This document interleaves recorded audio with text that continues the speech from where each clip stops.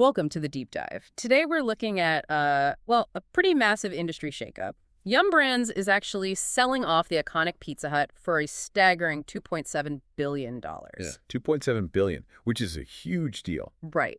Especially when you consider that its corporate siblings, like Taco Bell and KFC, are basically printing money right now. Exactly. So today our mission is to really unpack a whole stack of financial reports.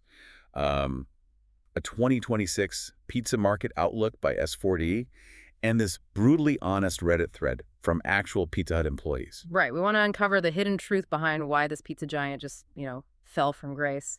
So let's get right into the details of this breakup. Well, the financial anatomy here is pretty brutal. Long Range Capital is buying the business outside mainland China for about $1.5 billion. Okay. And Yum China is taking the mainland operations for another $1.2 billion. And on top of that, stateside, they're shuttering 250 locations. Which is, what, about 4% of their entire U.S. footprint? Yeah, roughly 4%. And this comes right after their ninth consecutive quarter of declining sales. Man, 9 quarters. It kind of makes you think of Yum Brands as this frustrated parent, right? Like Taco Bell and KFC are thriving, they're getting straight A's, and Pizza Hut is just struggling to keep up. Why couldn't they keep pace with rivals like Domino's? Well, to really understand that, we have to transition from the macro financials down to the micro operations. And that's where that Pizza Hut employees Reddit thread comes in. Right, the frontline confessions. Exactly. If you look at what the actual employees are saying, the operational basics were completely abandoned. They point to a ridiculously complicated menu and exorbitant $7 delivery fees. $7 just for delivery. That's wild. Yeah. And there was a noticeable drop in quality, too. Workers are talking about the pivot from chopping fresh vegetables in the back to, just tearing open bags of frozen diced veggies. Yikes. That's not a great look, especially when a basic stuffed crust pizza is costing customers $15. But Domino's is handing over an equivalent pizza for $12. Exactly. It completely alienates the core customer base. See, but wait. Looking at those employee complaints, there's also this massive reliance on third-party delivery apps. I have to push back a little here.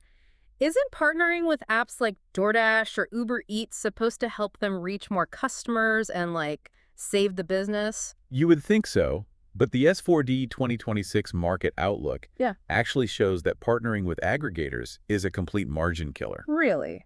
Just because of the commissions? It's not just the 15 to 30% commissions, those obviously bleed you dry.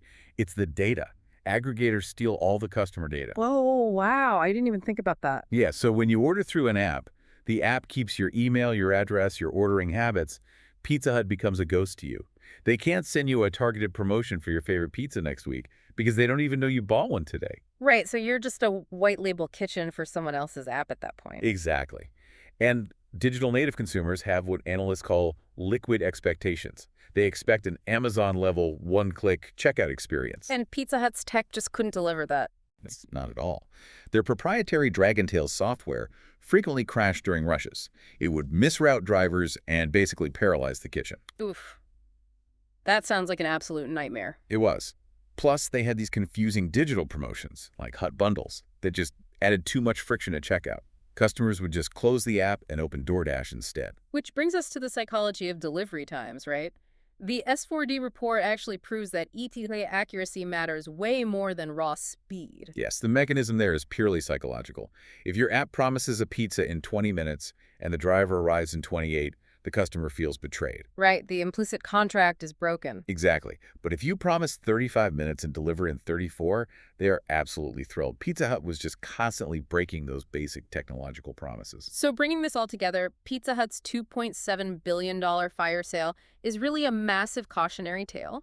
They abandoned their operational basics and lost their direct customer relationships to tech aggregators. Right. If a brand doesn't own its tech stack, it risks becoming just a permanent, unprofitable tenant in someone else's digital ecosystem. Which forces every restaurant to rethink how much convenience they're willing to trade for control. And it leaves you, the listener, with a pretty chilling thought for the entire industry. The next time you order food on your phone, you have to wonder who really owns that relationship. Is it the restaurant cooking your meal or the massive tech company delivering it? And how long until those apps decide they don't need the restaurant brands at all and just launch their own fully automated ghost kitchens? Exactly. Something to chew on next time you're waiting for that delivery notification.